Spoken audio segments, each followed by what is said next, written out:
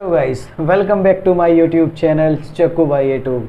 आज हम फिर से एक नया एक्सपेरिमेंट लेके आए हैं। हाँ जी, आज हम बात करेंगे फेलिंग सॉल्यूशन या फेलिंग टेस्ट की बात करेंगे।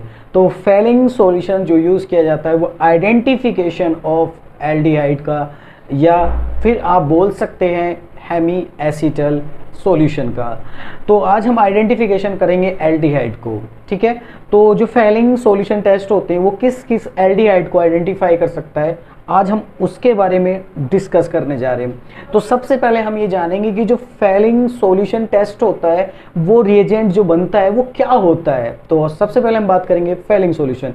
देखो गाइस, अगर फेलिंग सॉल्यूशन की बात करें तो फेलिंग सॉल्यूशन आपको दो कंपोनेंट को मिक्स करके बनता है। जैसे फॉर एग्जांपल के लिए ए प्लस बी, तो फेलिंग ए होता है, फेलिंग बी होता है। अगर हम दोनों को मिक्स कर देते हैं तो आपका फेलिंग सॉल्यूशन बन जाता है। तो फेलिंग ए जो होता है उसको हम क्या बोलते हैं, उसमें जो बेटा आपका जो सोल्ट होता है उसको कॉपर सल्फेट का होता है। किसका होता है? यस, बिल्कुल कॉपर सल्फेट। और जो फेलिंग बी होता है वो सोडियम पोटेशियम टार्ट्रेट होता है। अगर हम दोनों को मिक्स कर देते हैं तो आपका फेलिंग सॉल्यूशन टेस्ट बनके तैयार हो जाता है। फिर हम उसके बाद हम बात करें, जैसे कि आप स्क्रीन पर देख भी सकते हो, फेलिंग ए और बी दोनों का मिक्सचर ये।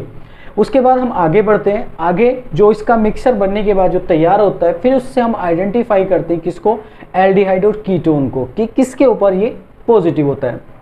तो इक्वेशन के माध्यम से आप स्क्रीन पर देख सकते हो, जो फेलिंग सॉल्यूशन आइडेंटिफाई करता है सिर्फ और सिर्फ एल्डिहाइड को। अब आपके पास एल्डिहाइड भी दो तरीके के होते हैं, एरोमेटिक और एलिफेटिक।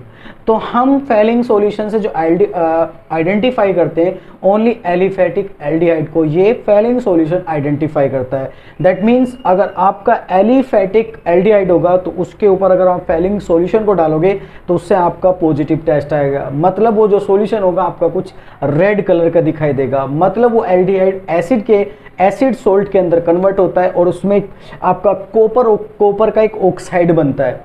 तो कॉपर जो ऑक्साइड होता है वो रेड कलर का सॉल्यूशन बना देता है, जिससे हमें पता चलता है कि इस सॉल्यूशन के अंदर एल्डिहाइड प्रेजेंट था। लेकिन एल्डिहाइड सिर्फ और सिर्फ एलिफेटिक एल्डिहाइड को ही आपका ऑक्सीडाइज करेगा, आपका एरोमेटिक को कभी नहीं करेगा। जैसे कि मैं बात करूं, अब आपका आता है जैसे ग्लूकोज हो गया, हेमी एसीटल हो गया, रिड्यूसिंग नॉन रिड्यूसिंग होते हैं। तो आपको याद रखना बेटा, जितने भी आपके हेमी एसीटल्स बनेंगे ग्रुप, वो सब के सब टोलेंस के साथ पॉजिटिव होते हैं, और ग्लूकोज के साथ भी ये पॉजिटिव टेस्ट दिखाता है, बट एरोमेटिक के साथ नहीं दिखाता है। जैसे कि आप एक्सपेरिमेंट के माध्यम से स्क्रीन पे देख सकते हो और आप अपने आप को देख के समझ सकते हो कि हाँ किस तरीके से लैब के अंदर ये एक्सपेरिमेंट होता है। तो चलिए देखते हैं, फिर देखिए। हे एवरीवन, आज हम करने वाले हैं फेलिंग टेस्ट, जो कि reducing and non reducing sugar के लिए होते हैं। तो पहले रिक्वायरमेंट्स देख लेते हैं। हमें यहाँ पर चाहिए होगा फेलिंग सॉल्यूशन नंबर 1, 2 सॉल्यूशन चाहिए होंगे जिनको भी हमें पता करना है। साथ साथ में कुछ टेस्ट ट्यूब चाहिए होगी जिन पे मैंने पहले से ही मार्क कर लिया। मार्क करने के लिए मार्कर आपको चाहिए होगा, dropper, test tube holder, test tube चाहिए होंगे, और स्पिरिट लैम्प चाहिए होगा, और अदरवाइज आप वाटर बाथ भी यूज़ कर सकते हैं। अब हम देखते हैं preparation of Fehling solution. So Fehling solution होता क्या है? फेलिंग सॉल्यूशन 2 होते हैं हमारे पास, Fehling solution number 1 and Fehling solution number 2। Fehling solution number 2 में क्या होता है, डिसॉल्व करते हैं 7 ग्राम ऑफ CuSO4.7H2O को, किसमें 100 ml ऑफ वाटर में। जबकि जो सॉल्यूशन 2 होता है, फेलिंग सॉल्यूशन 2 होता है, उसको डिसॉल्व करते हैं 24 ग्राम ऑफ KOH में, एंड उसमें 34.6 gram of potassium sodium tartrate को हम मिक्स करते हैं, ठीक है, 100 ml वाटर में डाल करके, जिसकी वजह से वो क्या हो जाता है, अल्केलाइन हो जाता है, जिसको हम रोशेल साल्ट भी बोलते हैं। अब फेलिंग सॉल्यूशन में हम क्या करेंगे, Fehling solution number 1 and Fehling solution number 2 को मिक्स कर देंगे हम इक्वल अमाउंट में। कई जगह पर फेलिंग सॉल्यूशन 1 और नंबर 2 को जो है A एंड B से भी डिनोट करते हैं।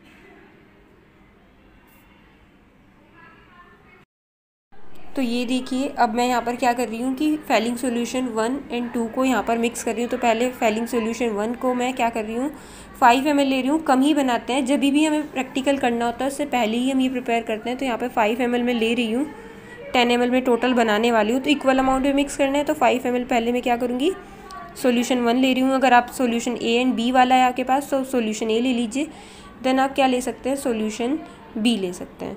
तो अब नेक्स्ट में क्या लूँगी, यहाँ पर सॉल्यूशन B या फिर सॉल्यूशन 2 लेने वाली हूँ यहाँ पे। मैंने मार्क किया हुआ है FS फेलिंग सॉल्यूशन के लिए। देखिए 5 ml में क्या करना है, ये लेना है।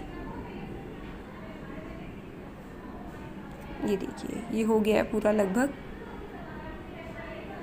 और अब आपको क्या करना है, अच्छे से मिक्स कर लेना है और रिएजेंट की बोतल को बंद कर लेना है।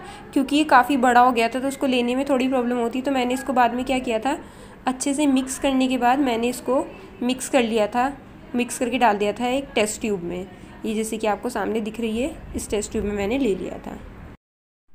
फेलिंग टेस्ट का प्रिंसिपल क्या है कि ये एक बहुत सेंसिटिव टेस्ट है डिटेक्शन करने के लिए रेड्यूसिंग शुगर को। अभी जो फेलिंग सॉल्यूशन होता है, हमें पता है 2 सॉल्यूशन होता है, solution number 1 and solution number 2।